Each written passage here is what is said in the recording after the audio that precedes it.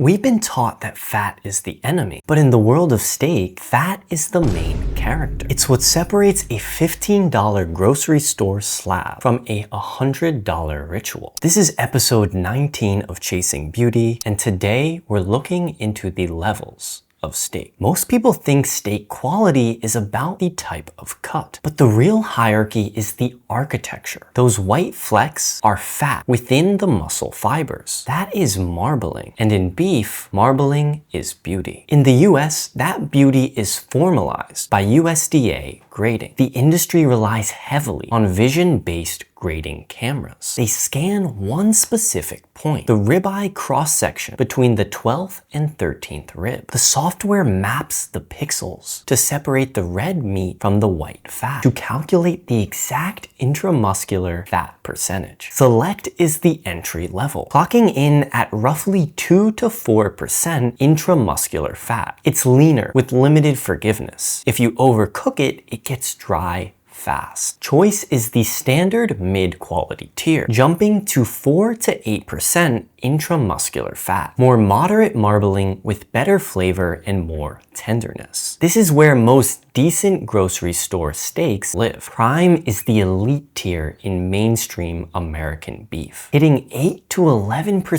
intramuscular fat. Only a small share of US beef ever reaches prime, about 8 to 10% per year. This is the heavily marbled steakhouse baseline at the top end. But USDA Prime isn't even close to the top of the mountain on a global scale. Outside the US, marbling is often discussed with BMS, Beef Marbling Score, on a 1 to 12 basis. Typical USDA Prime often comes in at the 4 to 5 range. Japanese A5 Wagyu lives at the top end, often BMS 8 to 12. This is where the scale breaks. A5 steak is typically 40 to 50% intramuscular fat. At that point, the meat almost looks like pink marble. So how does a cow end up in one tier versus another? First, genetics. Certain breeds are more predisposed to high amounts of intramuscular fat, like Angus and Wagyu lines. Second is the finishing diet. Grass-fed animals are usually leaner, with a more mineral, gamey profile. Grain finishing in the final months raises energy intake and usually increases marbling. Third is stress. High stress can damage the animal's meat quality. Low stress handling generally produces better quality meat. Next time you shop steak,